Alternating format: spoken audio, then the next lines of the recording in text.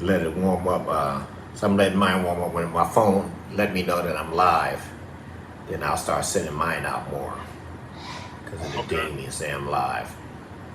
All right, let me put that on too. There you go. Mobile dashboard live on Twitch. So let me go to my dashboard.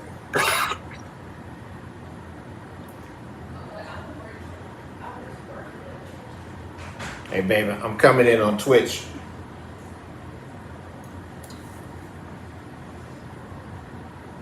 All right, at the 45. Let's go.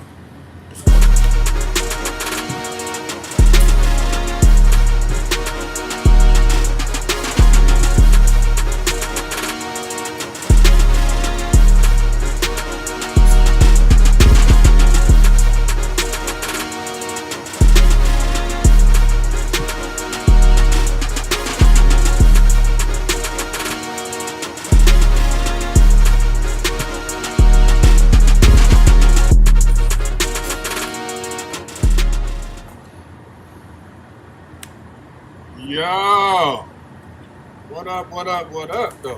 What up? What up? What up?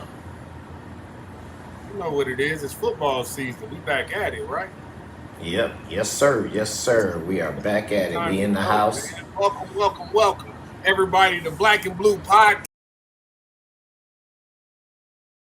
If you don't know, I'm already excited because I got Ace on the line with me. You know what I'm talking about? If you don't know what Ace means, uno, single, one, you know what I'm talking about? The guy himself, you know what I'm talking about? I'm talking about 12, 13 years old, might even have been 11 when he first started coaching, you know what I mean? We're going to get to that later on, but shout out to my uncle, Anthony Blue. What up, dog? What's happening? What up? What up? What up? What up? I'm in the building. Yeah. You in the building? Number deuce. I think you wore deuce because I was deuce in Seattle. No. I'm gonna Nah, tell you nah, what nah. it was. When I first joined the Toros, I was 55. You Yeah. didn't like 55. You was like, why you wearing 55? I'm like, I don't know. It looked like a good number for a middle linebacker. When I got to high school, I didn't want to wear 55 no more, so you turn it upside down. What number do it make? 22. 22. There you go. In the building. Yeah, dude. There we go.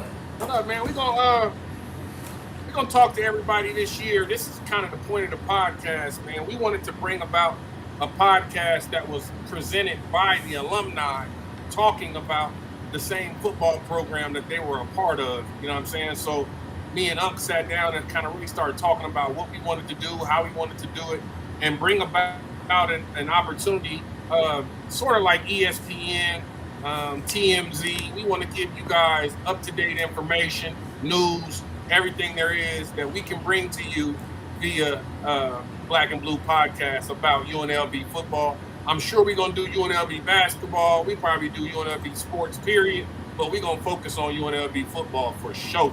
You did? So Right what we're now. going to do today is the first segment that I want to do is I want to talk about, let me get this agenda out. I want to talk about, first, welcome. Thank everybody for supporting. Make sure you go to Unc's Twitch, Blue TV. It will be shared on all social medias as well. So make sure you subscribe, like, follow, share on Blue TV. But before we get started, or when we get started, I want to open up the podcast today with an introduction of Anthony Blue. Number one, let's talk about you, Unc. Let's talk about high school. Let's talk about what made you make the decision to come to UNLV. Let's talk about your career in UNLV and then what you did after UNLV. Okay, that's cool. That's cool. High school. Went to Morningside High School in Inglewood, California. Was What y'all call the balling. Monarchs? Ain't The y'all called the Monarchs. Monarchs? Yeah. Okay. Yeah, we was the Monarchs, and unfortunately, I mean, we hit 2025 and our school shut down and closed on us. So we really emotional about that school. But I went to Morningside.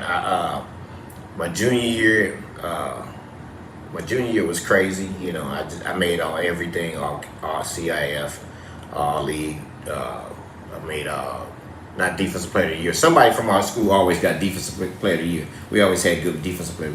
But my junior years, I was all state punt return, all-state corner. I had 11 interceptions, in my junior year, and then just balled out, made everything. Just balled out and made everything, and said, okay, here, I'm serious about this thing and getting all the grades together and all that, and serious about this football. So, was my only disappointment during high school was really the recruiting part. It was really, how you want to go, you want to stay at home, but they didn't want your boy. I was too short. So that was the excuse, especially at SC. They only took 6-foot corners. They weren't playing nobody 5'10", 5'9", anything like that. So I was disappointed not getting really recruited by them. So I just said, okay, here I'm going my senior year. I played both ways. I played quarterback and I was playing safety. So that's how I knew how to play it. That's why I was a Swiss Army knife. I could play any position. So absolutely. Really just getting in there and balling out, really playing I still played a lot of safety my senior year, but I played half the game at quarterback and the majority of the game on defense. So then when it came to recruiting, UNLV was big. I had a lot of letters, but UNLV was really big, and they said I could play now. That's what I wanted. I could play right now. And I just did that and said, okay, here, I wanted to go to San Diego State at the time because they was California and they was putting out the most defensive backs during that time. Everybody, all the good corners was coming from San Diego State. So I wanted to go to San Diego State, but once you hit that Vegas and that recruiting trip and the basketball game got me, And I was in the convention center. The basketball game, that got me. The convention center was rocking, and I'm talking about, Sidney Green and all them guys was balling out. It was crazy. It was so electrifying. It's just like, I'm coming here, So I said, I'm going to UNLV. Who was the coach that recruited you? Oh, so it was Harvey Hyde. He was the head coach. And then Ron Mims, he was from... He used to coach at Southwest College, but he had Southern California, so he had the LA area. So that's how we really brought UNLV. He was a great recruiter, so he really turned the whole program around with the recruits he got in from LA. So rest in peace. So tell me about rest in peace, coach. Tell me about getting on campus freshman year. You did all 4 years at UNLV? No doubt. So tell me about the 4-year experience. The 4-year experience. So coming into UNLV, I'm not gonna use that camera thing. So coming into UNLV, me and David Hopkins, me and Hot Dog. So when we both signed, we was like, okay, we're gonna go turn this joint out, and we're gonna go do our thing. So he signed because I signed. Yeah. And then I pretty much signed when we signed Kirk, because Kirk was the number one back in the country. So when Kirk signed, I'm like, okay, he going to UNLV. Okay, I'm going to UNLV. We got the number one back in the country. He was the number one back in the country, not California. He was the number one back in the country. So I said, okay, we're finna go do some things over at UNLV.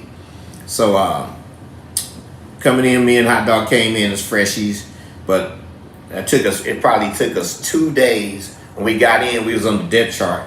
We was at number 6 on the depth chart because they had a lot of older guys.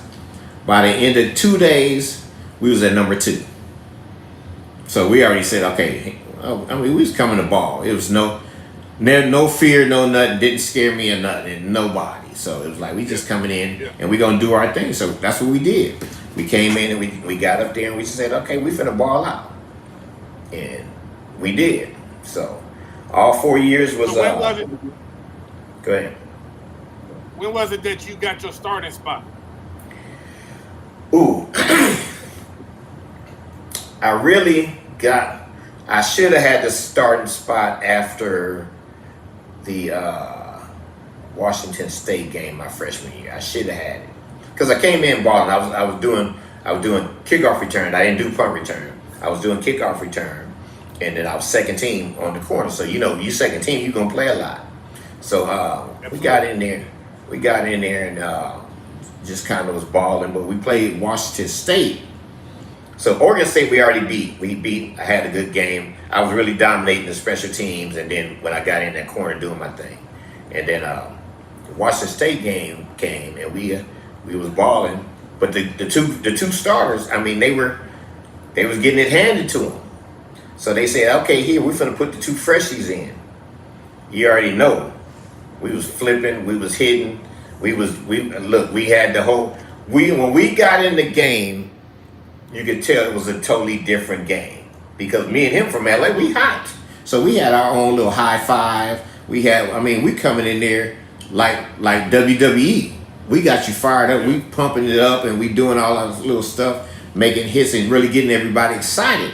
But really turning now we finna turn it on, and now we coming back.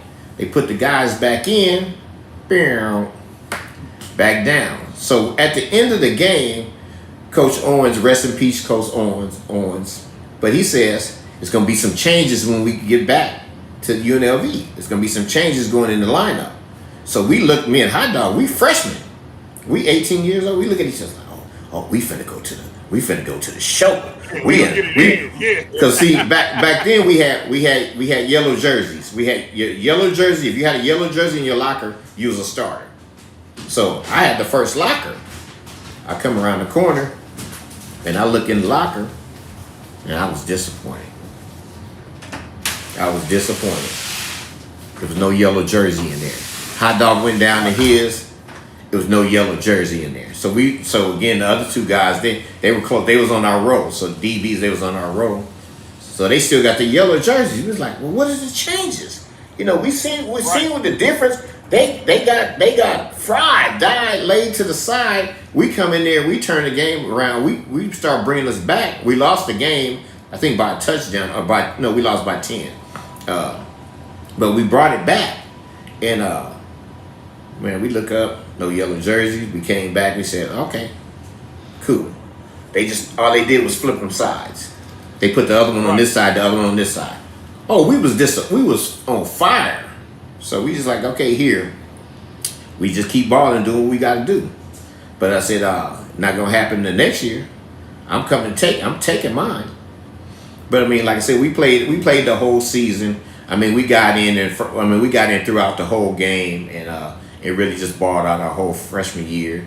Same thing happened to them in the last game. We could have went back to back on championships, but from my freshman year, but they gave it up in the last game. So they gave it up. I mean, they drove. Long Beach State drove on us. I think 70 yards in a minute or something, and they took us out of the bowl. Yeah, they took us out. But again, the corners were sitting on the sideline. The ones who should have been starting, we were sitting on the sidelines watching.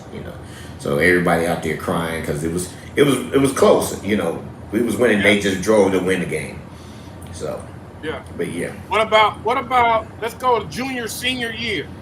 Right? Now I know I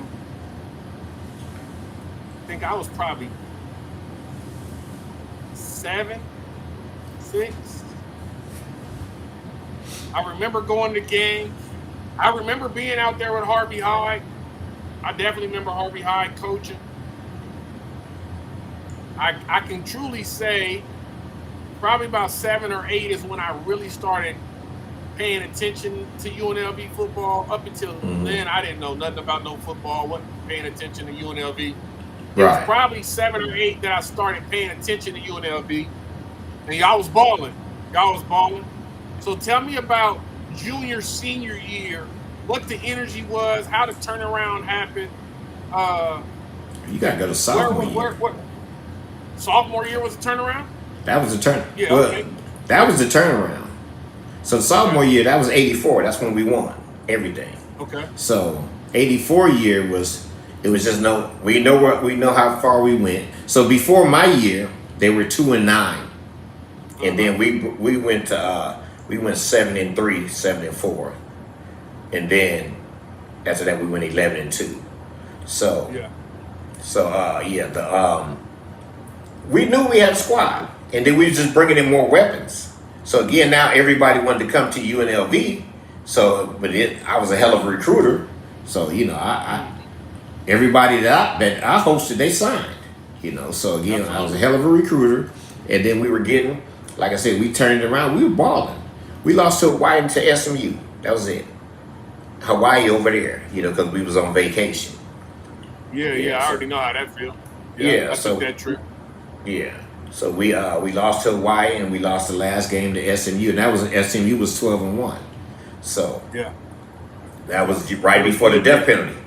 I was about to say that was right before they got that little hit. Yeah, they got the death penalty right after that. Yeah, they got the death penalty right after that. So they was a squad, but that junior year we was tearing everybody up, balling, doing our thing. So we already knew what we were doing, and we just building tradition. So again, like I said, none of my 4 years at UNLV was losing seasons. So that was just really the turnaround was the sophomore year. And like I said, I made all conference. Somebody said, well, Blue should have been, but I was younger, but I should have been defensive player of the year. But they said I was young. They was gonna give it to one of the seniors off our team because I was doing my thing, Yeah. So I was doing my thing. That one was always raised after I punished somebody, or that's the same year I did the I set the record for the pass breakups. Yeah. We gonna go to so that. We gonna talk about that. That was that year. Mm-hmm. So tell me about after you leave your senior year. You have a great season. I had the opportunity to get into the NFL or get a tryout or get looked at. Tell me about that journey. Oh, that journey was all me. It was, we had changing coaching staff. So, my senior year was really tough, but again, I'm a man, so I'll take it and go with that. So my senior year was real tough. They made me sit out in the spring. They didn't like my attitude. So the last game of my junior year, last game we normally play San Jose State. So we play San Jose State. I'm balling, but now I'm covering for somebody else. So I'm on the corner. I got deep third. So I'm splitting the deep third. I got a tight end up the seam, and I got somebody on the sideline. So I'm in between both. So it looks like he's finna go towards the tight end. So I turn towards the tight end, but he ended up throwing to the receiver. Yeah, they both was up the seam. So I'm splitting them. He throws to the corner. To the receiver on the edge. I will break the pass up. Then they pull me out the game, and they say, "Blue, play your damn position." I said, "Did I make the motherfucking play? What's going on? I made the damn play. So what are you talking about? They out of here." We end up tying the game anyway. So the game ended up being a tie. But they go off on me. So then when we get back to school, they call me in the office and say, "Blue, you got to fix your attitude and all these different things. You got to get your attitude together." I had an attitude because the coach was trash. My secondary coach was trash. He would ask me to make all the adjustments at halftime because I see everything. And he asked me to make the adjustments. Well, what should we do here? Motherfucker, you tell me what she do. You tell me. Right, you the coach. You the coach. Right. So he didn't like me because he recruited the guy that was behind me. That was his recruit. I ain't gonna say no names, but that was his recruit. So he tried to give my position to his recruit. He had the perfect stature for a corner, perfect size and everything. But so they made me sit out during the spring. So once I sat out that spring, they gave my position away.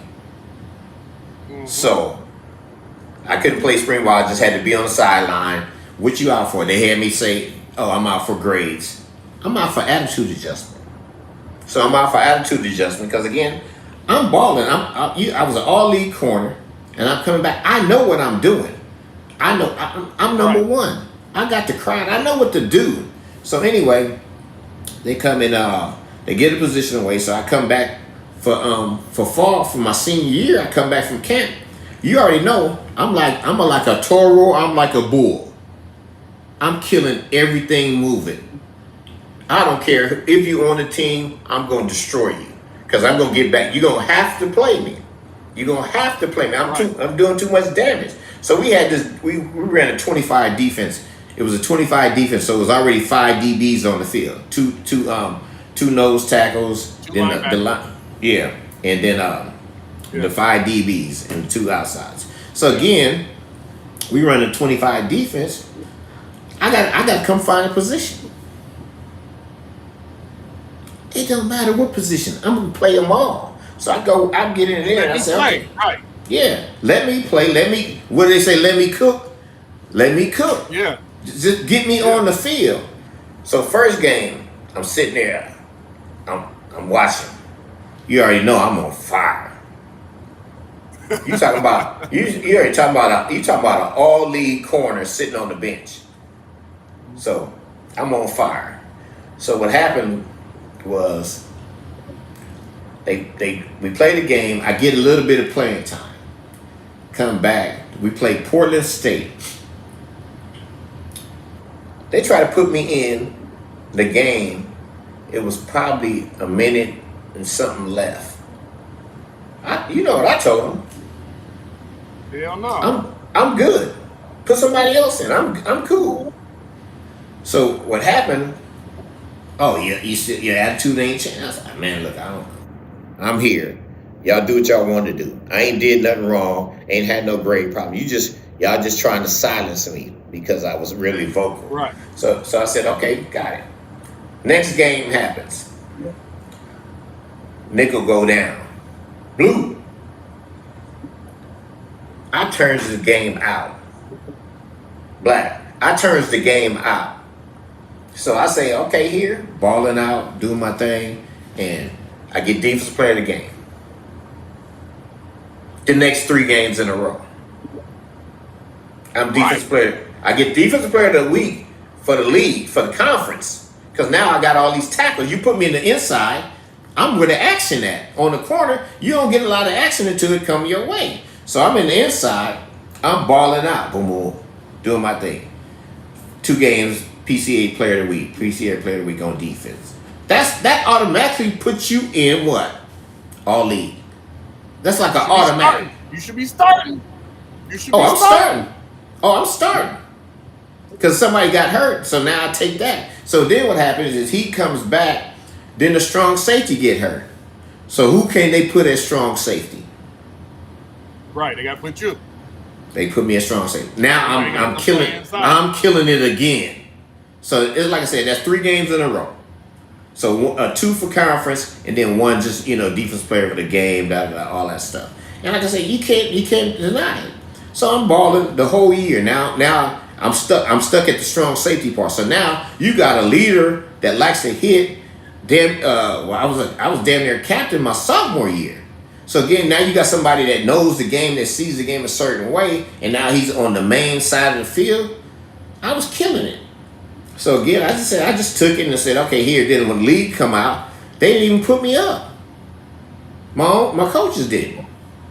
So I just said, hey, it is what it is. I'll take the long journey and I'll do it on my own. So back to the beginning of the question was, I had to do everything on my own. I had to go call, because I said, why I'm not getting called for no trials? Why I'm not getting this? Why I'm not getting it? Well, and then this guy passed away too, and the rest of the piece, he said, well, maybe it ain't for you. Well, it was for me when I'm playing here. You let me make that judgment. And then after that judgment that he made, I go make it here. Every team that I ever played on, I made it after that. Now, it was, okay, this league, we was getting ready for this one. Then I went up to Canada. Hey, got in at Seattle. Then, like I said, but again, do your thing. Whenever you get on the field. But by that time, I was 200 pounds, So yeah, but again, let me make the decision. Don't make the decision before me telling me, well, this league might not be for you. No, let me make that decision. Let me get there, because again, that's why I told them when I go to trials, they gonna know who Blue is regardless. I got that easy name to remember, but I'm gonna show you, because I'm gonna be up first. I'm gonna move this guy out the way. I'm going first, because that's why we're number 1. I'm going first. Yeah, I got it. Yeah, I got it. Yeah. Mm-hmm. So. Yeah. So listen, we're going to end your segment like this. One last question for you. Being alumni, watching the program, even watching me play, coaching me, seeing the program from 84 when you got there to even right now, 2025, what do you think?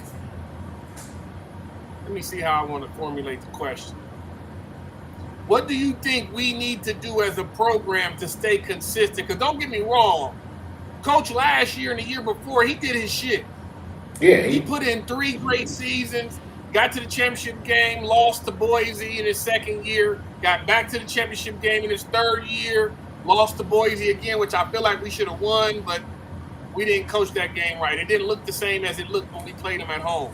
What do you think needs to be more consistent for us as a football program to be consistent winners? I don't mean national championship, but we should be going to a bowl game every year.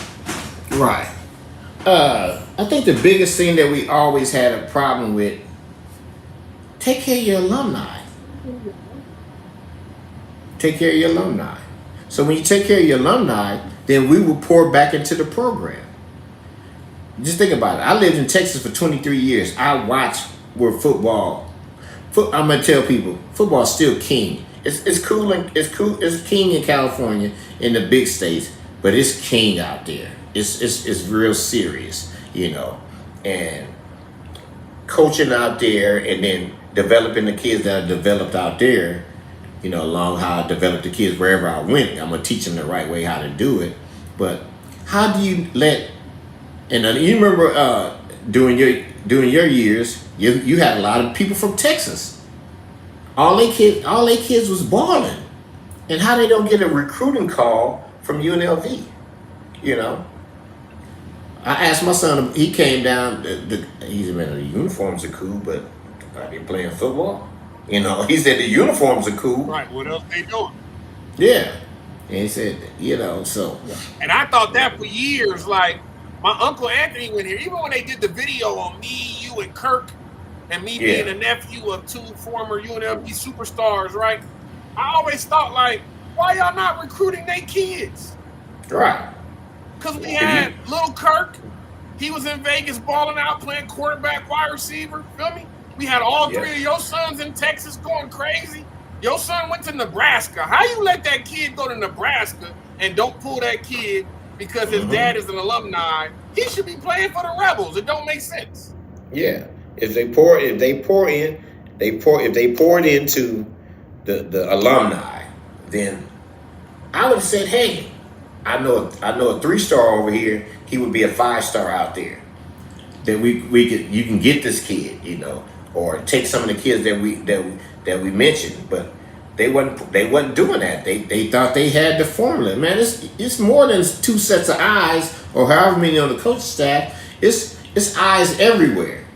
So now again, like I said, that hey, if I can get you a 3-star from Texas that I know can play, take a look at them. You trying to build a program. You trying to keep a job. And that's why they was going through so many coaches. They wasn't trying to keep a job, you know. And like I said, we trying to, man, how you don't invite your people back? How come you got a stadium right now? Even right now, you got a stadium with 60,000 seats, 65 or however many seats in there. It should be a free ticket for every Rebel anytime he want to come. Automatic. Pour back into your Alumni Association. Yeah. Pour back into the alumni. Don't you know what? Don't just invite these guys here on this day. Invite them. They should be invited all the time. You know, all the time. So that's how you gonna build your program. That's how you gonna get the older guys to come back and want to come back. So, yeah. Right. And let me make sure. Because I don't want nobody being like, hold on, y'all alumni, y'all gonna be down talking the program the whole time. No, we not. What we coming to do in the podcast is to be realistic. Right? Yes. We want to be realistic about what we talking about in the program, and we also want to put forth some information, or I would say some background to why the program has struggled from generation to generation. Right? Yeah. Now you can be upset if you want to, but it's only the truth. And you can't get upset with people that's been there and they played through it, they bled, they sweated, they beat their body up for the program. You can't tell them people they don't have no reason or have a right to say anything about the program. It's what we here for. So you'll see, to the listener and to chat, we're going to bring in a lot of alumni, and I'm going to ask them the same question. That question is going to be something I ask all year long to everybody we speak to, because to me, being an alumni, to me, being raised and coached by alumni, it's never made sense to me. Like, we should be more consistent, and we not. Now, don't get me wrong, you right. The changing of the guard so often, so many coaches, every other year, every 2 years, like, you can't build a program like that. There's no way you can build a program like that. We need some consistency. Even like when Hyde was there, they were mad at him because he spent a lot of money. But he had that philosophy. He wanted his team to look good. You know, he wants you to look good. Like Deion said, you look good, you play good, you know, all that stuff. But that's what Hyde. All of that, yeah. Hyde spent the money, and they didn't like him spending the money. He was building. If he would have stayed the whole time, the program, I mean, that's what he did. He set the tone. You know, he set the tone on how it's supposed to be. He coming from the same model as Tark was. He's coming from Pasadena. He's coming to build something, and he built it. You know, but again, you know, with jealousy and on the academic side and stuff like that, with the president, you know, the president canned him too early. If he could have got all his 5 years, program would have never failed. You know, it would have never failed like that. Yeah. It would have been up there with everybody else because it was a winner. He did it in 3 years. His first year he was 2-9, then he was 7-3, 7-3, 7-3, 7-4, then 11-2. Then his last one he was 5-5-1 because again we had to reload. We had to find something else, and we had to reload. So, you know, because he started with a lot of junior college people. I appreciate you. If y'all don't know about Anthony Blue, man, look in the record book. I'm going to talk about it a little bit in my introduction as well, but make sure y'all look up Anthony Blue, man. He's one of the best DBs, athletes, football players in the history of UNLV. You know what I mean? And I'm glad as a young kid, I learned how to play football in my backyard.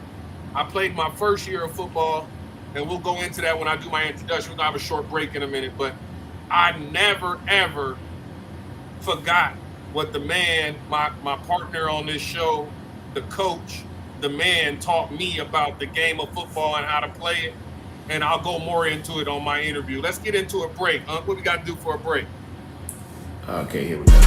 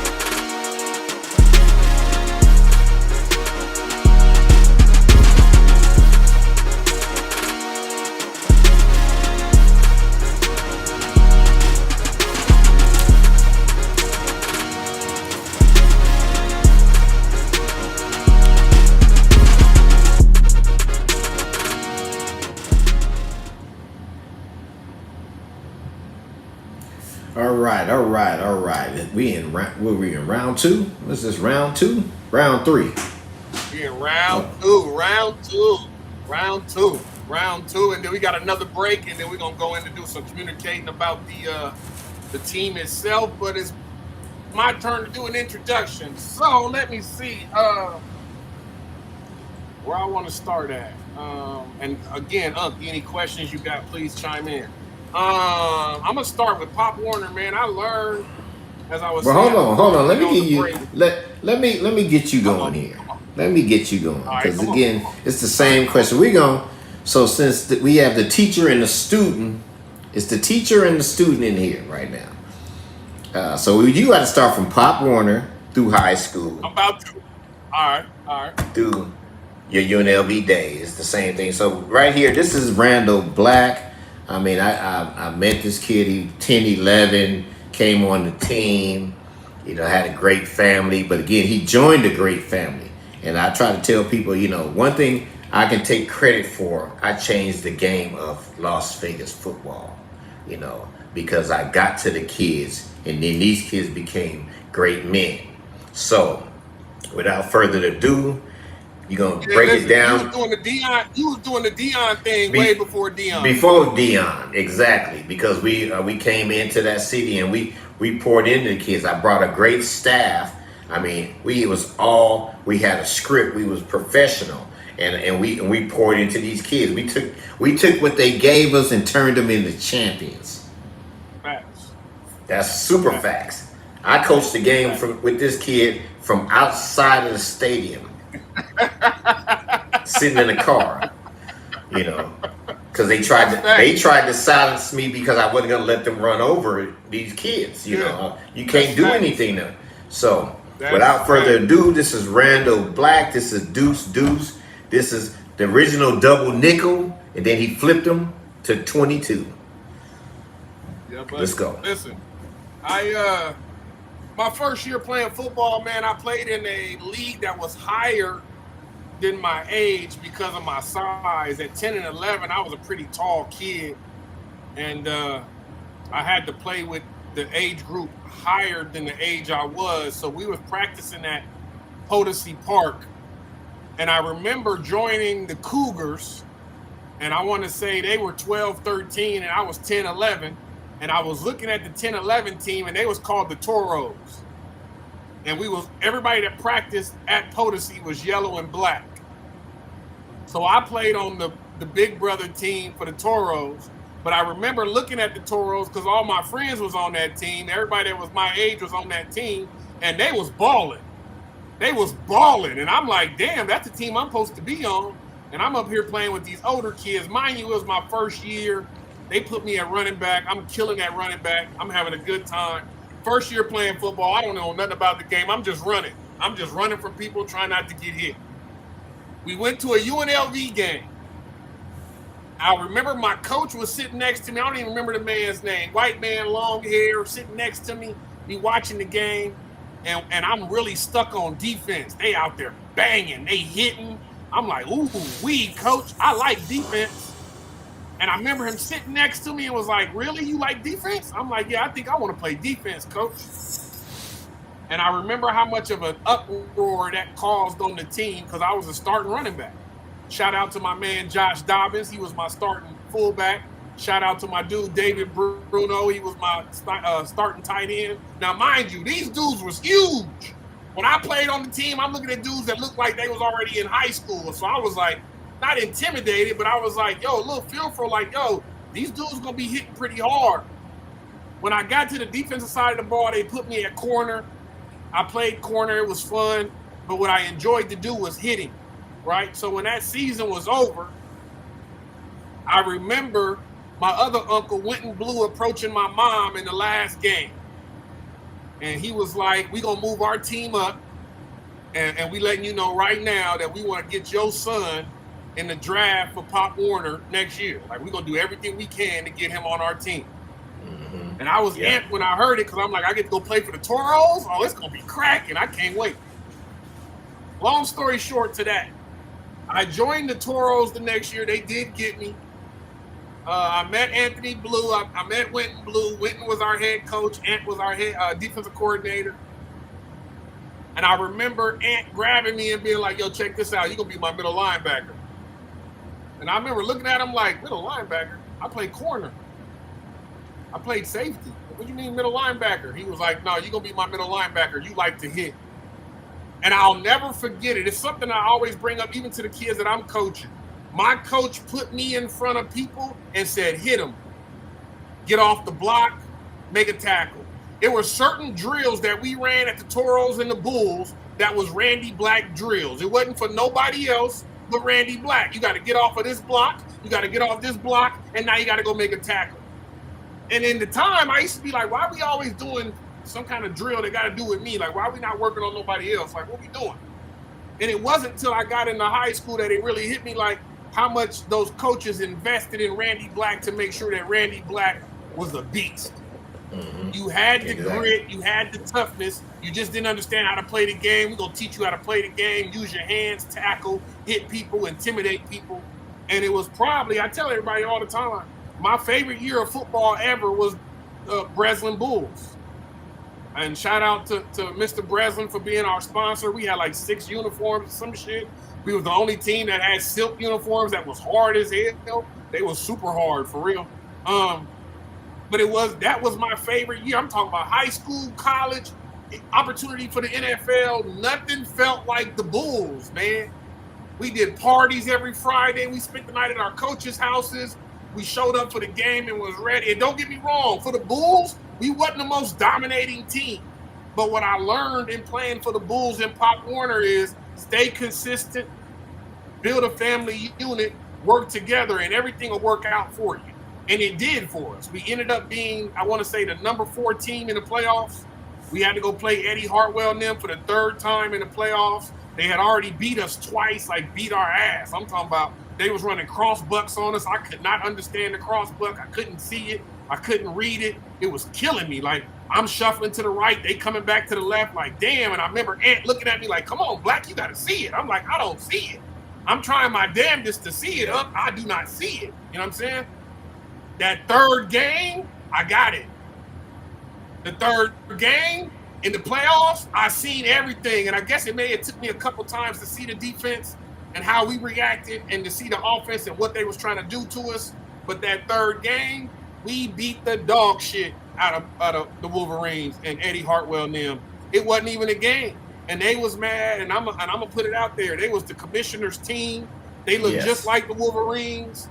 And I remember Ant making a point before the game, like, yo, ball out. Now, the game that I'm talking about is the game that he's speaking on where they kicked him out of the game, last game of the season, for some referee shit. And I wasn't mad at Unc. He was fighting for the kids. He was fighting for the team. But they suspended him for the playoff game. They was really trying to make us lose. Ant was the head coach. They suspended our head coach. And I ain't gonna never forget it. Ant brought walkie-talkies. Hold on. The other coaches on the sideline. The other coaches on the sideline had the walkie-talkies. Ant sitting outside in his BMW, outside the field on a walkie-talkie, talking to the other coaches via walkie-talkie, calling plays, watching the game, and that's when I knew this dude is real. It don't matter. Look, the walkie-talkie, it don't matter nothing about what's going on. He gonna coach us regardless, and he gonna be outside the game still coaching. Point to the story. We beat the Wolverines. 21-7. We came back and played the Wildcats, I think. No. Excuse me. We played the Invaders in the championship. Yeah. Eddie Salas, who was an ex-Toro, Eddie Salas and George. I forget George's last name. He played at UNLV when he went to El Dorado. They had all of them dudes on their team. We ended up beating them 6-0, and we beat them, won the game on a goal line stand with 30 seconds left to go. I made the last 3 tackles, and the last tackle was a tackle for loss. And I remember balling like, yo, I'm balling out here. I say all that to say, Pop Warner set the foundation for me being who I was in high school. It set the foundation for who I was in college. The next year, I didn't play for Ant or Went. I played for a team called the Raiders. We had sorry coaches. The kids ran the team. I had Billy Cook on my team. Billy Cook used to get in trouble every day. Daffy Dude, Jared Call, Chris Springston. We had a squad, and we just wasn't coached well. And that's probably one of the worst seasons I've ever had. And Pop Warner football was my midget year of football. It was not what it was supposed to be. High school, after being part of programs where I was winning, I got used to winning. I got used to certain styles of coaching. Went to Clark High School freshman year, set all the running back records. I played both ways in high school, running back and free safety, strong safety. Set the running back records. I was averaging like 200 a game, 3 touchdowns a game. I was like, oh, this is easy. Oh, this is going to be fun. By the time I was a sophomore, they had me playing quarterback on JV. I'm not a quarterback. I'm not sure why they made me play quarterback. To this day, I still tell people that I feel like they messed up my high school career because I should have been a running back and a defensive player, safety, corner, linebacker.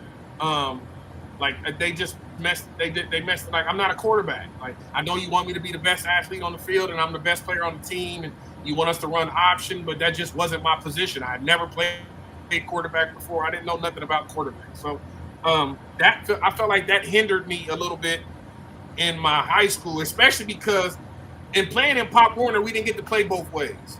You had to focus on one side of the ball. One side. Yep, one side. But Witten and Ant would always put me on offense when we had the California games and when we had the Las Vegas games after the season was over. They always put me at running back, and I would kill. Listen, for the Bulls, we're not even going to talk about it. Right. I know Ant no. But for the Bulls, when we played California, we went out to, not Pasadena, we went to Orange County. I think we went to Orange County. San Dimas. No, we went to San Dimas. Mm-hmm. Woo! We went to San Dimas. I probably had the game of my life. I ran a punt return back. I ran a kick return back. Had an interception. I was hitting everybody. Balling. I was out there balling. I got player of the bowl. I was the MVP for the bowl game. Right. Then we came back and played in the Las Vegas Bowl against Rialto, California. And they was all blacks and Hawaiians and Mexicans. And they was hitting so hard. They had all the kids. Listen, if you wasn't a baller on their team, they was probably nervous that game. Because that was probably the realest game I ever played in. Like, yo, it's real out here. That was a hell of a game. That game. Yeah, hell yeah. We ended up winning that game on a kickoff return that I won. I ran back at the end of the game. We won that game. Listen, balling, I'm telling you, I was balling, right? Get to high school, and it just didn't feel the same. It didn't feel the same. So, they moved me up to varsity as a sophomore. I won state on an undefeated Clark High School team, which felt like I'm back with Witten and Anthony. I was with Coach Barnson. Rest in peace to Coach Barnson, one of the best coaches in Vegas history.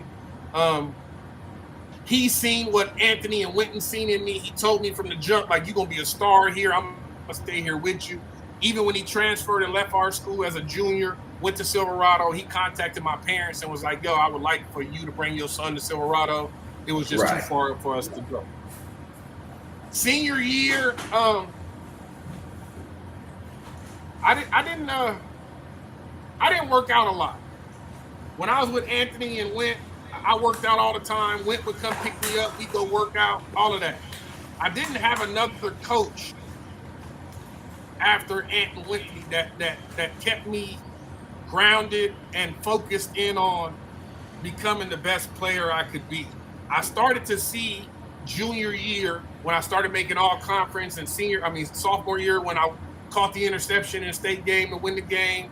I started to see that there was some favoritism, and it didn't matter what Randy Black did, they gonna play you regardless. Right. And I mean this wholeheartedly. I'm not bragging about this. I'm talking about the favoritism that is showed between certain athletes and coaches when a program isn't ran correctly. I was getting in fights at school, beating people up, sitting in the office, and then they would send me to the locker room before the game, like, go play the game. I'm not supposed to be in the game. I'm supposed to be suspended or something, right? But they let me play, which started to form this type of favoritism thing where I started to see, and it gave me, like, talked about an attitude. I kind of had a really shitty attitude in high school. And I played quarterback, so I wasn't always the best leader. I didn't really learn from my high school coaches how to be a leader. I thought leading in high school was yelling and screaming at my teammates and not understanding how to motivate my teammates without yelling and screaming, right? Great athlete, poor leadership qualities. Great athlete, poor leadership qualities. Got to senior year, had a whole bunch of injuries, man. And I would probably say that came from not working out as much as I needed to. Ended my season with a broken collarbone against Cimarron, where I scored 3 times and they called every touchdown. And I'm going to say this, I probably shouldn't say it, but my head coach, his son was the quarterback for Cimarron. And in that game, to this day, we had to win the game to go to the playoffs. They had to win the game to go to the playoffs. Smeltzer. It's yeah. No. No, that's Smeltzer. Smeltzer was there too. Smeltzer was there too, but Katowski was the quarterback my junior year. Smeltzer was at Silverado at first. Okay. Yeah, man. Katowski was the quarterback over there. My head coach was Katowski.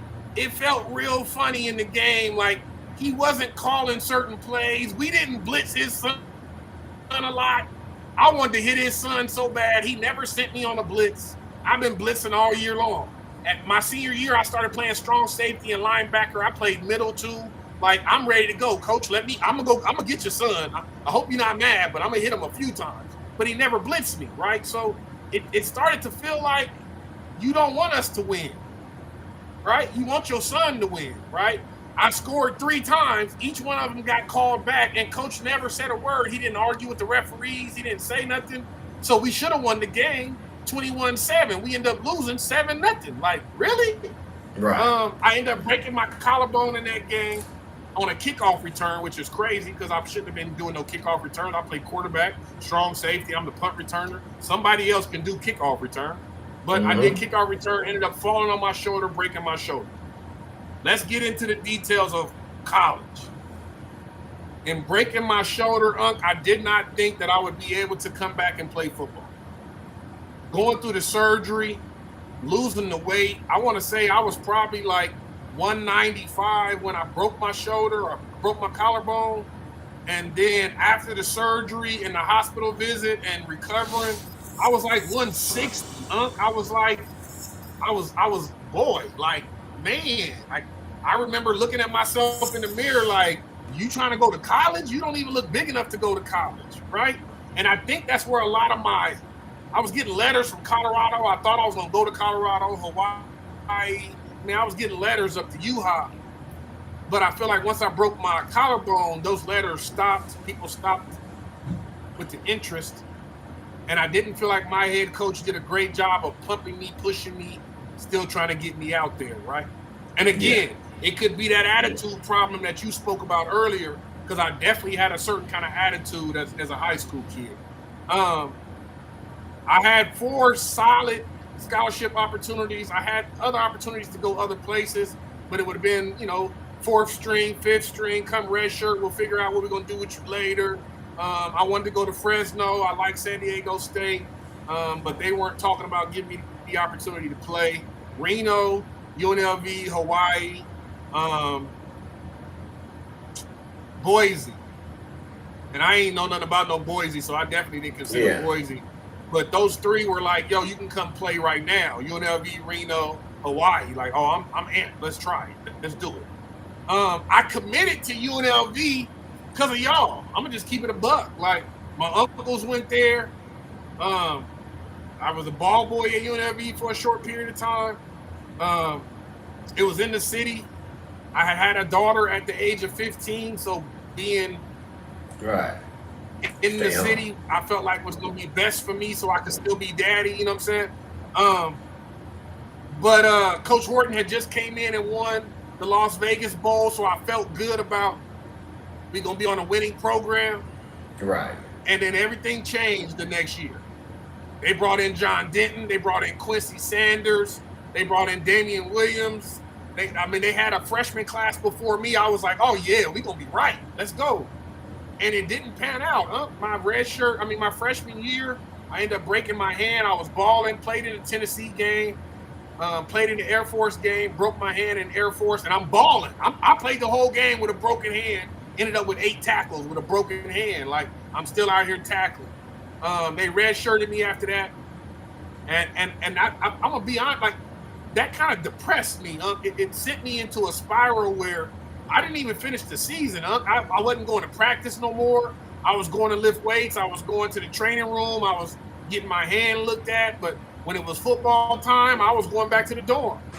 I was going to sit in the dorm. I'd go do my homework. Coach Bradson would call me. Coach Stu brought me in. Like, yo, where you at, Randy? I'm in the dorm room doing homework. Like, why am I sitting out there on the sideline watching people practice and I can't practice? Like, that just don't even make sense to me. Well, you got to be out here and support your team. Support them doing what? Like, they ain't Sounds similar. Sounds similar, don't it? They not doing nothing. And I got a broken hand, coach, and ain't nobody talking to me about how I get through this broken hand or nothing. Y'all just, like, come to practice. Like, that don't make sense. So, sophomore year, they brought in Coach Horton brought in the defensive coordinator from ECU, Coach Ruffin McNeil. Coach Ruffin McNeil was probably the best D coordinator that I ever had, and he believed in me from the day he met me. Told me I was going to be his strong safety or his bandit. We was going to be blitzing. I was going to be making plays. He was all for it, man, and I think we did a disjustice to Coach Ruffin McNeil because we didn't play as hard as we should have played. Right. And that was a season I think we went my freshman year, we went 1-11, beat San Diego State, preventing them from going to the bowl game. My sophomore year, we went 0-12, which was probably the hardest year that I ever dealt with football. Like, I've never been on a losing team like that. I've never been on a team where we didn't win a game. Like, we didn't win a game. You know what I mean? Right. And we had this joke. I used to have this joke where people would be like, how was your season your sophomore year? I'm like, we went defeated. And they'd be like, what? Undefeated? No, defeated. Like, we lost every game. Like, you know what I'm saying? Like, we didn't. Yeah. And when I tell you we lost every game, we lost it. The players, not the coaches. You know what I'm saying? The players lost it. We wasn't playing hard enough. We wasn't focused. We was making dumb mistakes on the football field. We just wasn't locked in. You know what I'm saying? So, sophomore year was bad. Coach Horton ends up getting fired because of us, right? He gets fired because of us. I feel like some of the players on that team should have got fired, to be honest. Should have lost scholarships and all of that. But they never blamed the players. They blamed the coaches. So Coach Horton gets fired. Coach Ruffin gets fired. They leave. Junior year, redshirt junior year, John Robinson comes in. John Robinson coming from SC. We had just played SC the year before, almost beat SC in the Coliseum when they had J.R. Soward and Billy Miller and what was the corner's name? They had a super fast corner. He went to the NFL too. But we almost beat them in the Coliseum. Had the Coliseum talking about rebels. They was rebelling in the Coliseum. It was crazy. He comes in, man. It's a whole different atmosphere. But you can also tell, like you said earlier, when that new coach come in, he gonna bring in his recruits, and he want to see his recruits ball. Right. So he brought in some safeties. It probably was every year, but Coach Robinson did it a lot. Robinson always brought in somebody to take my job. Every year he was bringing in somebody to take my job, and every year I end up being the starter. But I always looked at him like, are you trying to push me, or are you really trying to get somebody to take my job? Do you not like me? Is it a problem? What's going on? But every year, somebody knew that he was bringing in, putting behind me, push me and tell they gonna take your job. Like, okay, if you say so, they gotta get on this field and hit somebody, coach. I know what I'm good at. They gonna have to hit somebody, coach. Junior year was okay. I feel like we could have been a little bit better. We won games though. I think we went 4-8 that year.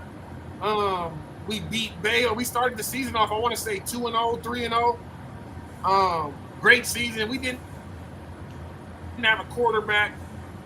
And we went through some quarterback situations that year that put us in some awkward games where we couldn't execute the way we wanted to.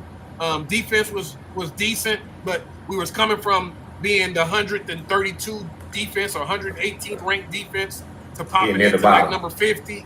And then by the time, we had to build it. You know what I mean? And then by the time we got to my senior year, bro, I was ready. And it's probably the hardest I had worked out, probably the most prepared I had been. Junior year, they moved me to linebacker. One of our linebackers just wasn't getting the job done, so they moved me from strong to outside linebacker. At that time, I'm 205,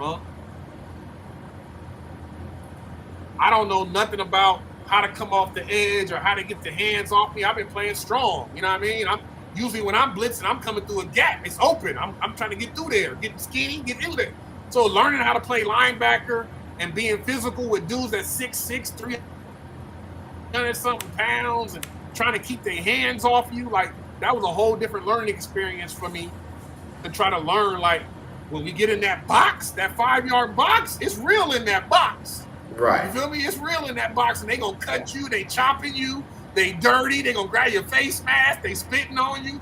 I'm like, damn, okay, this is a little different. It's different right here. Senior year, I think playing in the box and being able to go back to strong safety gave me some grittiness and some nastiness that I hadn't developed. It taught me how to come off blocks better, how to get their hands off me. And I was already a DB, so I kind of understood how to cover. They put me in the slot when we went nickel, so I got to cover the slot, which made me very confident. Like, I feel like I can cover anybody as a strong safety. If I'm covering up your slot, he's usually the most dangerous receiver, and y'all put me on him, yeah, that means I'm doing my thing. You feel me? I'm out here working right now. So senior year, I'm balling, ball out. I break the tackling record that was set by a linebacker. I end up breaking the tackling record as a strong safety. I end up tying your record for pass breakups with 22. You feel what I'm saying? I really think I broke it because I had a pass breakup in the bowl game, and they didn't count that towards the stats. That should have been counted toward it. I'd have been on the top by myself. But it's cool to share that spot with you. Let me make sure you know that. Right. To share that spot with you was definitely cool. You know what I'm saying? But I felt like we won the Las Vegas Bowl. I went bananas in the Las Vegas Bowl, man. That's probably one of my best games ever. And it was the SEC, right? Last time we had played the SEC was Ole Miss earlier that season. I had broke my other hand, so I didn't get to play that game. I'm watching Deuce McAllister. He's on the sideline. All of a sudden, at the end of the game, for them to beat us, they put Deuce in, let him jump over the top. I'm like, oh, I wish I was in the game. Coach should have put me in the game. So I just wanted my opportunity to play against the SEC.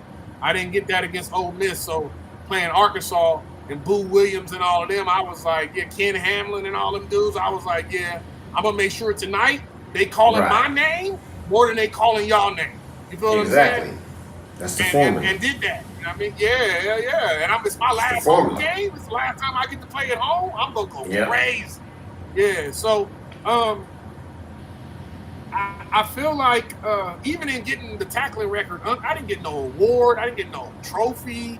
My coach didn't come in. I broke it against San Diego State. We come home.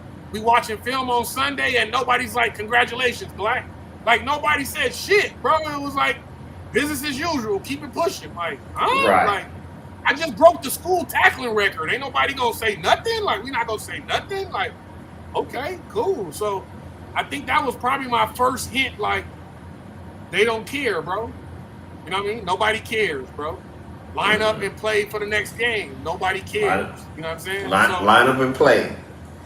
Yeah. Get your scholarship check. Right. That's what it felt like, huh? Line up and play. Don't nobody care, bro. So we played San Diego State after that and won. Mar Briscoe interception to the house, win us the game. We go to Hawaii. We beat Hawaii in Hawaii, so I understand that vacation thing because Coach Rob took us out there like 4 days before the game was even played. And it was real tough to get in that locker room and get your mind right. Like, yeah, we got to get right in because we've been on the beach chilling. Again, the bowl game was fantastic, bro. I would never think that I played in a better game. I was locked in and ready to go. The NFL situation didn't make a lot of sense to me. I had a piss poor agent. I graduated early, so I actually graduated a week before the bowl game. So when everybody else was coming for second semester, I was already done with school. So nobody fucked with me. Like, coaches didn't call me. Nobody was checking on me. Nobody asked me if I got food to eat or how you paying your bills. They cut me off from my school check, homie, and was like, good luck. You know what I'm saying? Like, good luck. We wish you luck. You feel me? So I was still using the facilities to work out and run track, and the track coach was training me. But I just felt like, damn, y'all just left me by myself. Like, I ain't got no help. Ain't nobody here to help me with this, and ain't nobody gonna walk me through the process. Even my defensive coordinator and defensive back coach, Coach Bradson, rest in peace. But like, he didn't even talk to me, bro, which really hurt my feelings. Like, damn, Brad, I thought we was good. I thought we was locked in, and nobody was there for me, bro. So you feel like that soldier. You feel like that soldier from the war that, you went to war. That's how, we sitting over here with fingers and all these different things, and you battled for a school, and like I said, we're not talking bad about it, but again, that's just how you feel. You laid it on the line, and then they haven't. It ain't just a feeling, though, It's truth. No, it's real. It's real.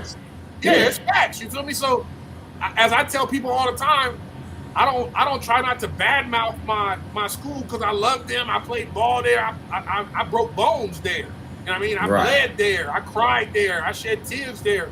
And I rock UNLV, got it tatted on my chest. But I understand when you make comments about the way that the alumni is treated, because I wasn't alumni no more than a couple weeks, and I already was like, damn, they don't even fuck with me no more. They don't talk to me. Ain't nobody asking me if I'm good. Like, you a good statistic, Black. You graduated early. You got 2 degrees. You finished the school. You went and played in the bowl game. You the statistic that we needed our school. Thanks for your help. Exactly. Damn, that's it. Like, that's how it ends. That's your parting gift. That's how it ends. You got the degree, and now we got this next. For them, it's next man up. It was next man up. Next man up. Absolutely, absolutely. So the NFL opportunity, I had 2 or 3 opportunities with the Jets, practice squad, and it never worked out. I had a couple meetings with the Ravens. They never brought me in. Keenan took me out to a couple Canadian League tryouts, and I would watch Keenan try out, and then we did arena ball, and I tried out with arena ball, and I think this is where Keenan got mad at me, because he just took me like, yo, come with me. And I'm like, cool, I'll go with you. And then the second one, he was like, bro, bring your cleats, work out or something. I'm like, cool. Well, on the second one, I made the final cut, and they cut Keenan. Now, I hadn't been working out. I hadn't been doing nothing. I ain't been running. I ain't been doing nothing. And Keenan looking at me like, how the hell did you make final cuts and you ain't been working out doing nothing? Like, bro, don't play with me, bro. Like, don't act like I ain't a baller. Like, don't play with me. You feel me? Yeah. After that, it was pretty much. Go ahead. When the feet touch the field, we know what to do. We know what to do when we get on that grass. That's why we always had mental toughness. We knew what to do when it was time to get on the grass, if I was in shape or not. So. Absolutely. Yeah. But yeah, after that, I think I just fell. I fell out of love with football. I played the game because y'all taught me to play the game for the love of the game, and to hit rest in peace to my Uncle Durrell. When I had 55, he used to be in the stands talking about speed limit 55, hit him high, hit him low, hit every mother's son, right? And that's the way I played, with that passion and loving the game and sacrificing my body and all that for the game. And after the NFL experience, it was like, I don't too much love this game no more. You know what I mean? It left a very bad taste in my mouth. So it took a long time for me to go back to a UNLV game. It took a long time for me to look at some UNLV football. It took a long time to even watch football, for real. I think it was probably a 4-year period that I didn't watch no football. You know what I mean? And to watch my name on the draft board in the 3rd round as the best available player from the end of the 2nd round to the end of the 7th round, and nobody picked me. Right. I'm the best available player from the end of the 2nd round through the end of the 7th, and nobody picked me. Like, nobody, no Nobody said we want to give you a shot. Like, I was that bad of a player. My attitude was that bad. Like, something was wrong with me because I'm up here. I'm the number one dude. They saying he's the best one to get right now. If you need an athlete, go get him. And nobody picked me? Damn. Yes. That's that feeling, you know. That's that feeling, you know. You wait, you know, you poured all your blood out on the field, and I can't get to this next level here. Yeah. It really stung a little bit, huh? You know what I mean? It stung a little bit. Having my whole family, everybody in my house at that time watching the draft for 2 or 3 days, and then my name pop up, and my mama sitting next to me, and my daddy on the phone, and you know my parents. You know what we went through and what the hardships that we dealt with just to get to that moment. And now that moment's right here, and we see my name on the board, and now we sitting here for 3-4 rounds. Like, what the hell going on? Like, what happened? Yeah. Yes, and the trials and trials and tribulations of football. Exactly. Man. Trials and tribulations of this game. That we loved. That we used to love. And that we died, that we would die for. We broke bones and everything for. I'll show you these hands, brother, that we died and broke bones for. You did? Man, you already know. I can't even close. I can't even close out. I think me neither. This one, you don't see this? This one don't even bend. You see it? Yeah, this one bend right. But yeah, that's horrible. That thing look nasty. That look like mine. Yeah, but putting it out there, you know. I wasn't gonna be Ronnie Lott. I wasn't cutting it off, but I'm gonna keep it on there. Me neither. No. Yeah, I wasn't gonna cut it off. And Ronnie Lott, let me tell that story. J-Rob brought Ronnie Lott in spring ball before my senior year. So spring ball of junior year, he brings Ronnie Lott in. I'm hypnotized. That's my idol. I'm sitting here staring, looking at him. He's right in front of me. Like, are you serious? He say to me, if you keep balling and stay focused, you got an opportunity. Man, that's all I needed to hear, I worked hard all spring, all summer. I'm working out when ain't nobody else working out. I'm doing one-on-ones with myself. You know what I'm talking about? Bump and run, open up the hips, turn, change. You know what I'm saying? Roll out of it. You know what I'm talking about? I'm doing all this. They out. Coaches is in the lead looking at me like, Black is on the field. I'm out on the field, man. I'm trying to get there. Ronnie Lott said I can get there. I'm trying to get there, man. I'm trying to get there, man. What else you got? What questions you got? Oh, what about that? What about your all-star game in high school? Yeah, listen. We go to we get picked. So Cheyenne went to the state championship that year. So they coaching staff got to pick all-stars. When that was said, I already knew that the team was going to be predominantly Cheyenne dudes because they had a senior-dominated team. We had a senior-dominated team. A couple other teams had a couple seniors on their squad. But when the roster came out, it was a lot of Clark dudes on that roster. Feel me? Me, Run 2. I think Johnny was out there. Did Holiday make it? I don't remember if Holiday made it. Maybe Holiday didn't make it. Archie. It was a few of us. We had like 4 Clark High School dudes. So I was like, okay, 50. James Hughes was on the team. I'm like, okay, we out there. So on the first day of practice, we show up for practice. And the craziest shit that I ever seen in my life, I'm looking across the field like, hold on, who is that? My uncle over there? That's my uncle right there? I'm like, Blue. He turned around. What up, nephew? I said, oh, that's crazy as hell. You about to coach me in the All-Star game? So the way I opened up my football career is going to be the way I end my football career in high school? I'm with it. Right. So I balled out. I wanted to ball out just because I had my uncle with the opportunity to coach me for the last time. And he was a coach for Cheyenne, so I just wanted to show him that the Clark boys was balling. We was balling. You know what I'm talking about? So I went out there, I had a pick. Tackles, getting it in, you know what I mean? And Uncle Ant was out there, so it was the All-Star game was dope to me because just an opportunity to play in front of my favorite coach again. So that was dope.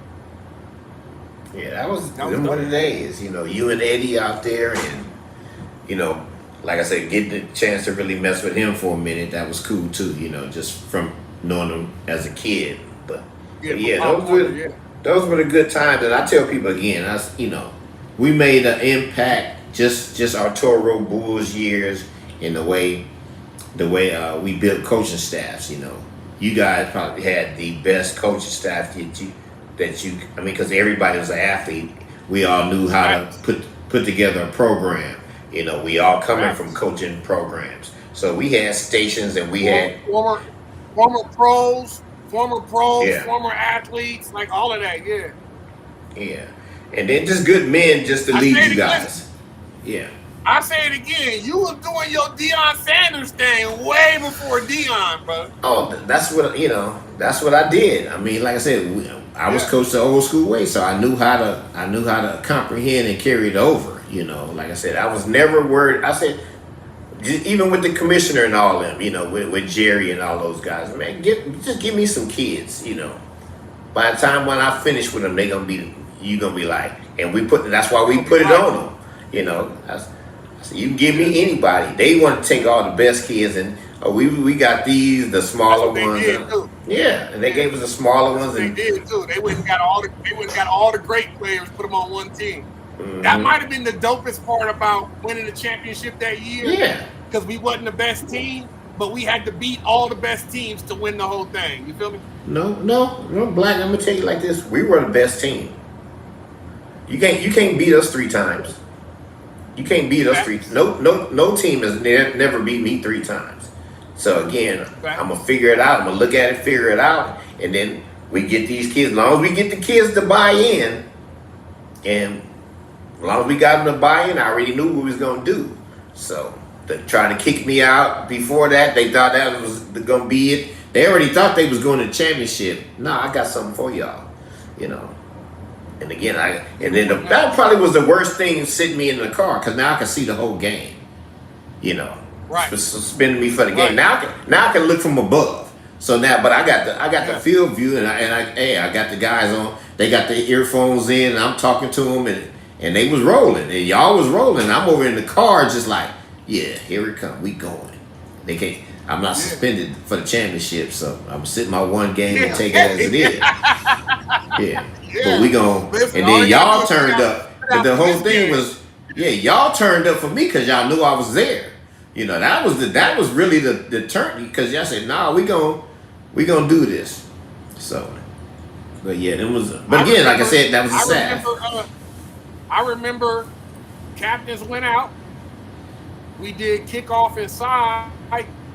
And then the referee was like, okay, go to your sideline. And I remember I stood on the 50-yard line and pointed right at you like, I ain't forgot you out there. Yeah, this for you. We're going to go out here and go crazy. And we did.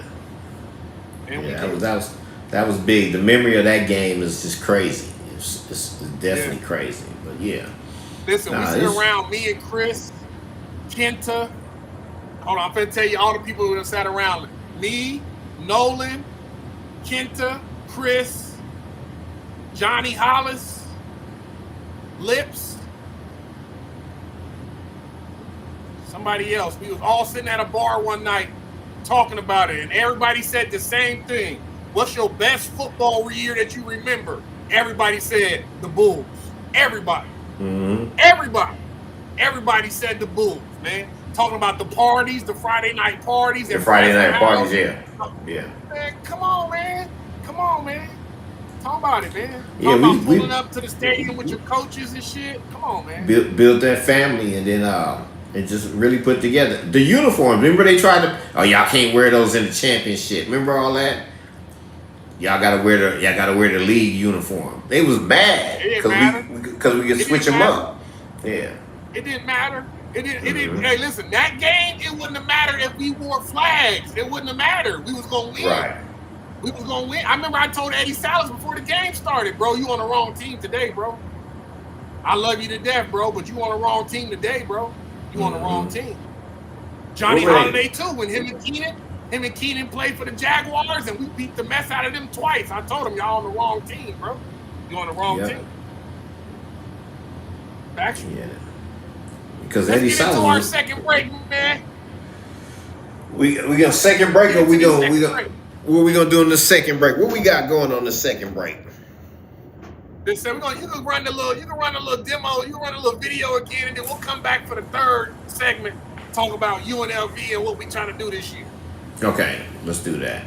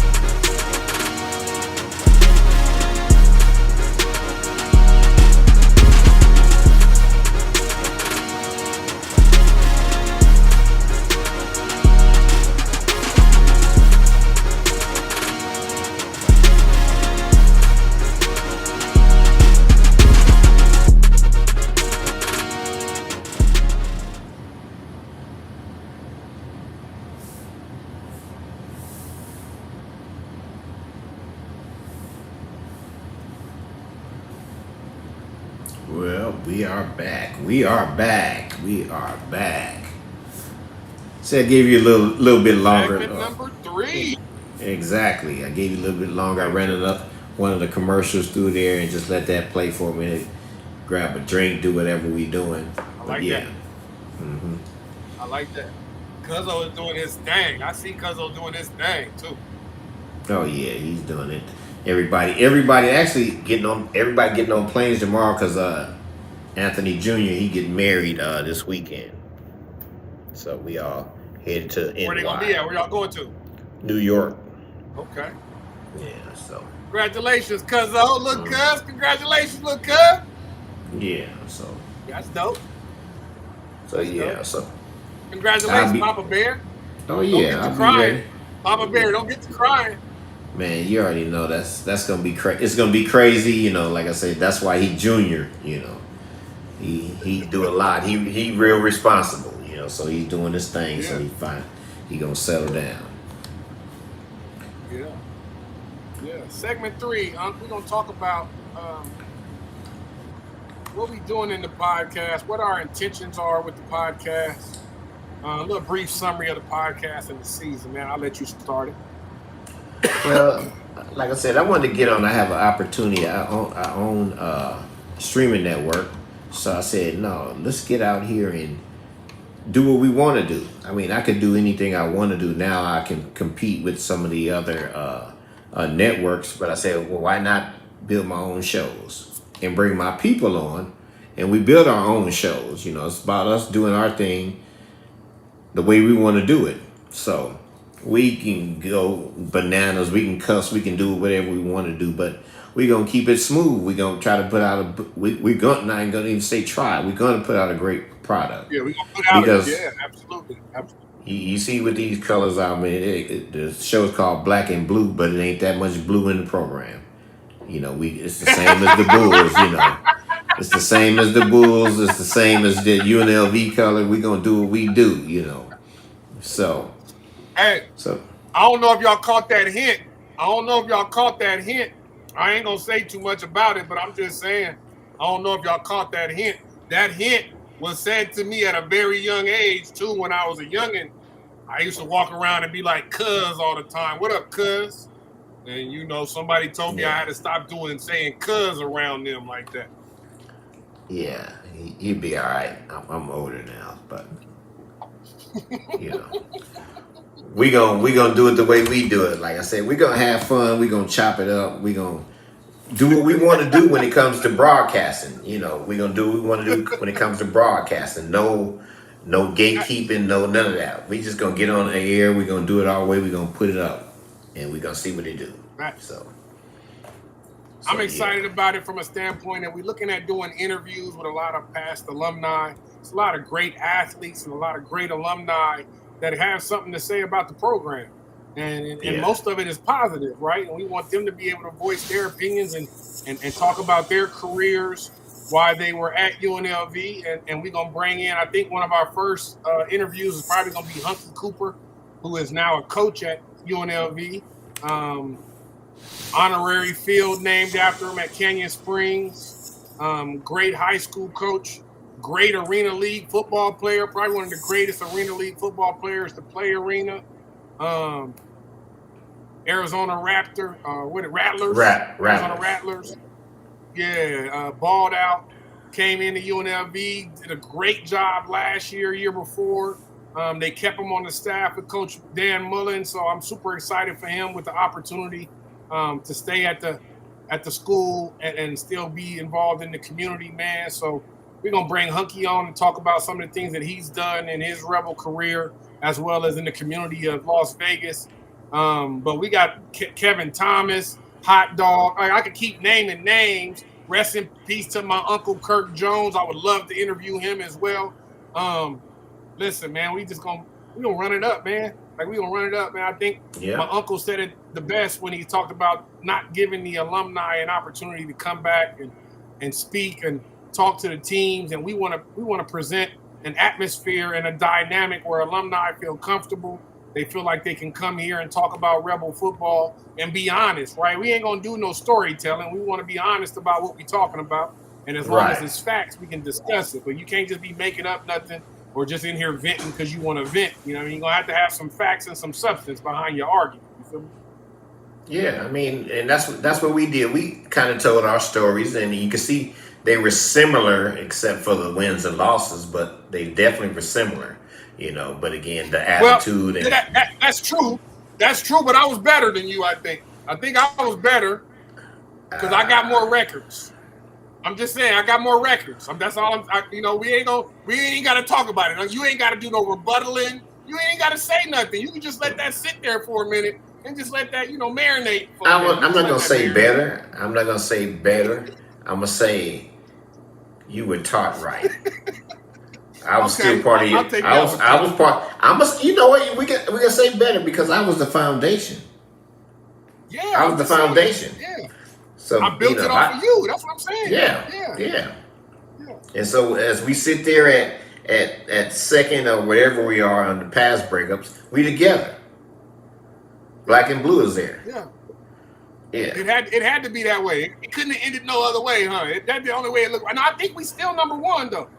Let me go look right now. No, they gave what's his name? No, remember Thomas? He broke me and you. He beat us. No, he didn't. Well, that's what they told. That's what they said. But that's what they said. I'm about to do because I had the last thing. Hold on, let me see.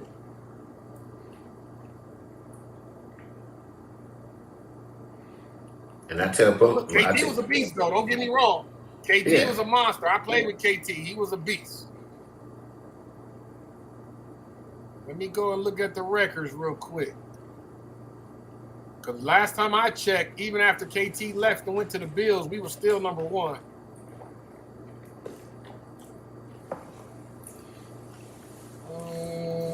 Sports, football. I think he broke it because I think they said he broke it.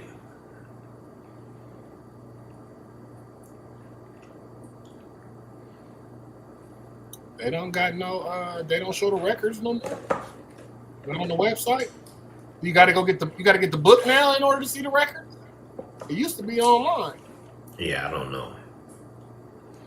I'll have it for the next show. Believe me, I'll have it for the next show. Let's talk about. I want to talk about a couple players. The Shrine Bowl. We got JoJo Earl, Justin Flowers, Denver Harris, Alex Oroji, and Reed Williams. Five players that's going to be on the watch list for the Shrine Bowl. Okay. My guy, hey, this is my dude, man. I'm glad he stuck around. I thought he was going to leave last year when the other running back left. Jaden Thomas is on the 2025 Maxwell Award watch list, and I think he can do his shit because he's a baller, man. So I say congratulations to him and wish him the best of luck as well. It's somebody else that I just seen something about, but they don't got him on the website. Shout out to Coach Dan Mullen for showing up to UNLV. I think he's going to do well. I'm a little afraid of the transfer portal and how things work now in college football because kids can play 4 years at 4 different schools now, which is crazy. It was never that's crazy. like that when we was playing. They can transfer every year if they want to. I didn't even know until last year, until the quarterback at UNLV last year left after the 3rd game, that you could leave during the season. I didn't even know you could transfer out during the season. So you better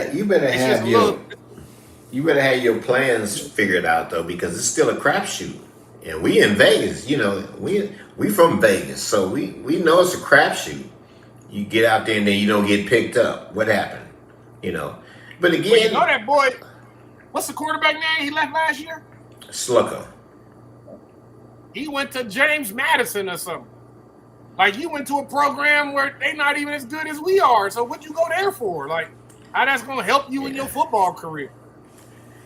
Yeah, it's crazy. I mean, the game has definitely changed. The way they do football now has definitely changed.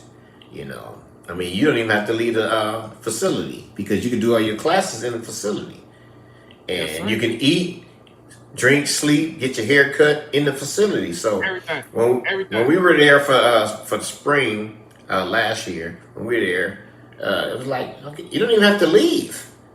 You just pull up into the training facility and you do everything right there. So it's a whole different ball game. People over there sleep. You can eat. You can get snacks.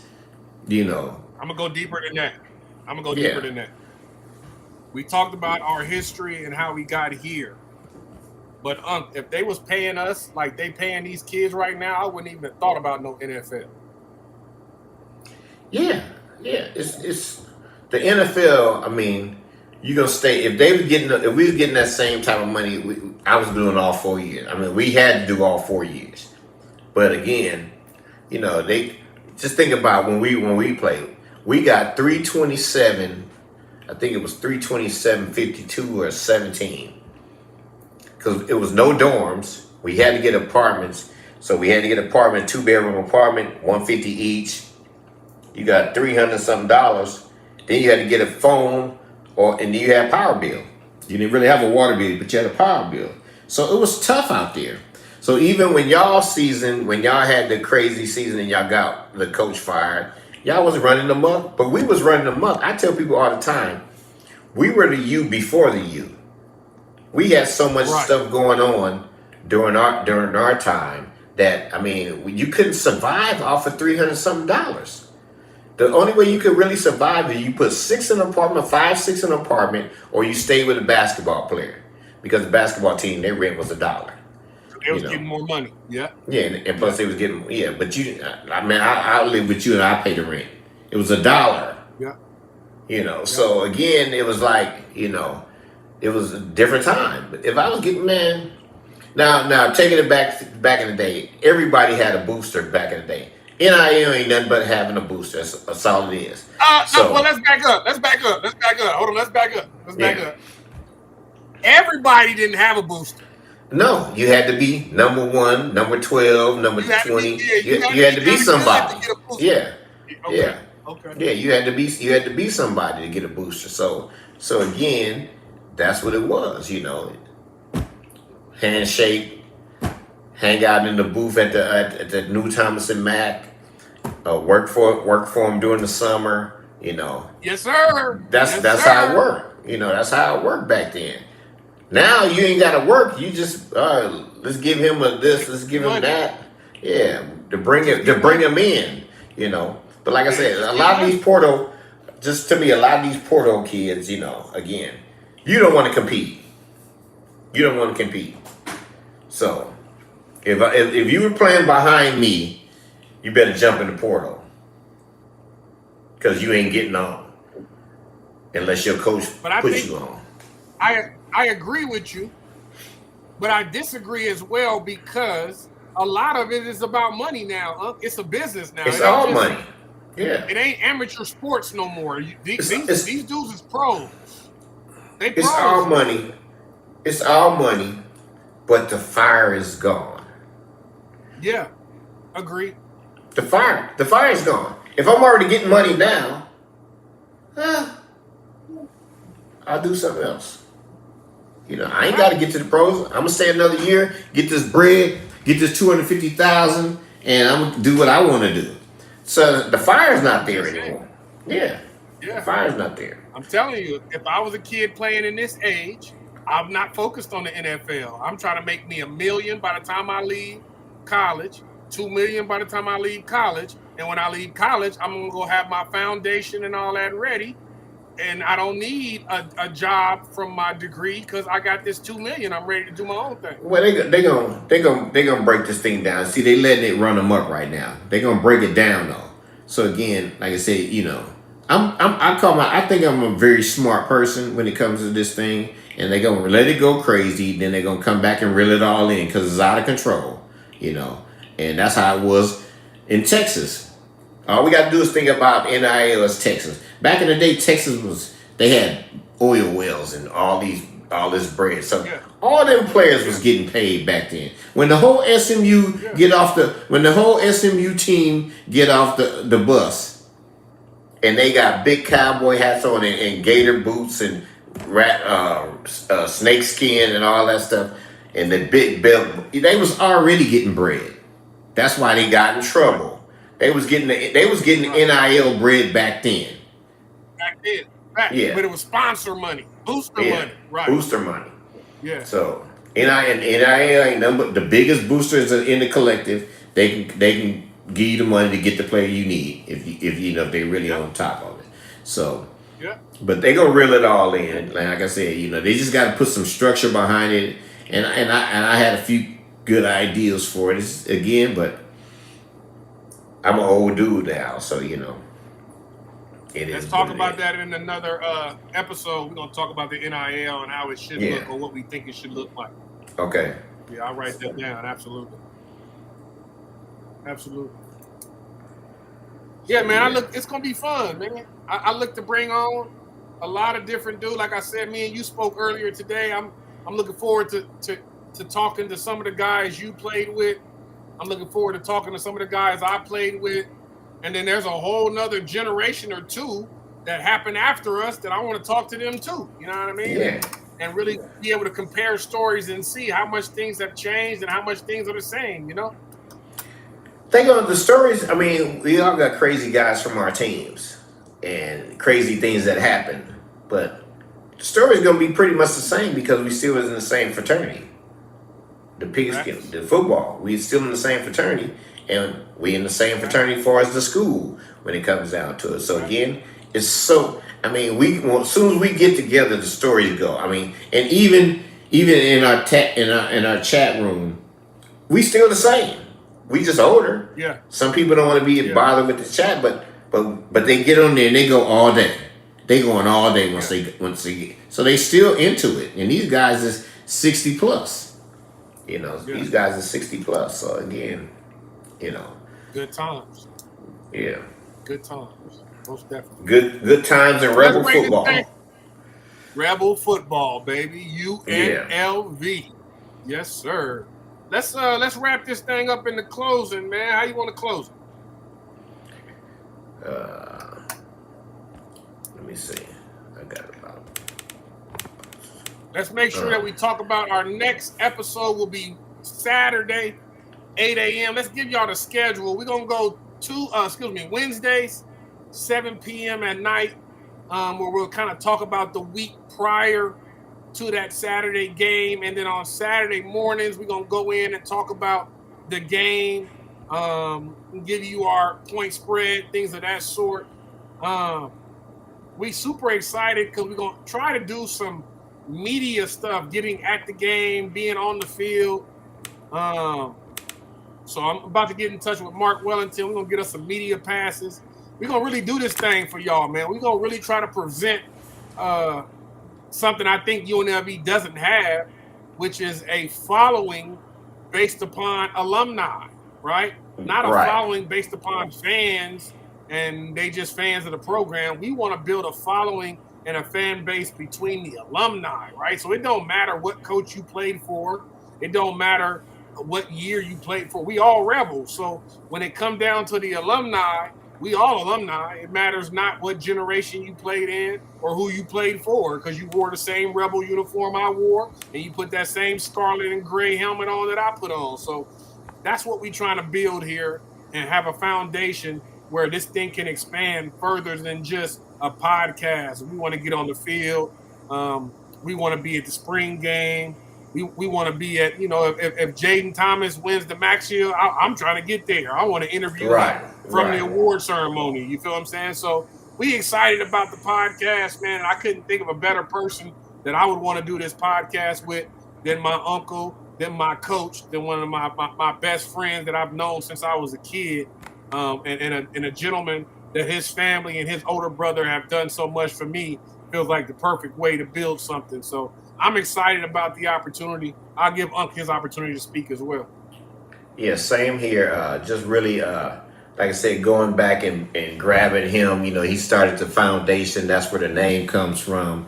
So he's always poured back into the youth, like I poured into him. So he took it and ran with it and created this foundation, called it Black and Blue. So now we just finna jumpstart everything and really put everything in our own hands. Like I said, we control the platform. We control what we're saying that comes out of our mouths. So, but again, and we want to do something together like this and bring Rebel football back to another different, bring